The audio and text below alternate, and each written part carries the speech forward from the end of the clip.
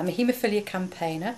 I was married to Peter Longstaff, who was a haemophiliac infected with HIV, hepatitis B, hepatitis C and new variant CJD, all through blood transfusions for his haemophilia. Pete found out he was infected with HIV in 1985 when the first HIV test came in. He later discovered he was also infected with hepatitis C, and he found out in 1994.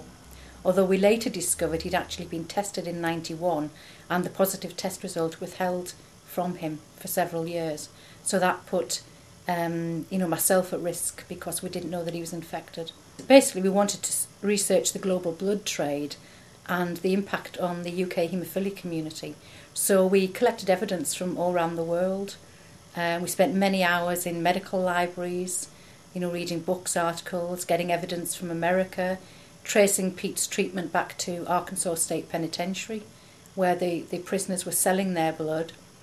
And one thing we found out was the prisoners themselves were administering the paperwork for the plasma programme. So if one prisoner was glowing yellow with hepatitis, another prisoner would just falsify the name so that he could allow that prisoner to sell his blood. At that time, there was very few people that were actually supporting the haemophilia community to campaign. There was the National Haemophilia Society, who were very good now with us, but historically they were funded by the same pharmaceutical companies that we were litigating against. So there was conflict of interest. And that was how splinter groups developed. And we felt we needed to challenge the official government view of things, because the government were allowed to get away with portraying a very different picture in their own 2006 report, because they produced the report without many of the key documents, which they claimed were, quote, inadvertently destroyed by an overzealous civil servant.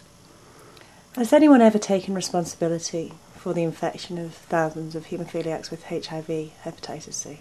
No one's ever taken responsibility, and the government have never made an official apology to our community. Spending years watching my husband struggling in ill health, seeing the effect on the family. Obviously Stephen died first.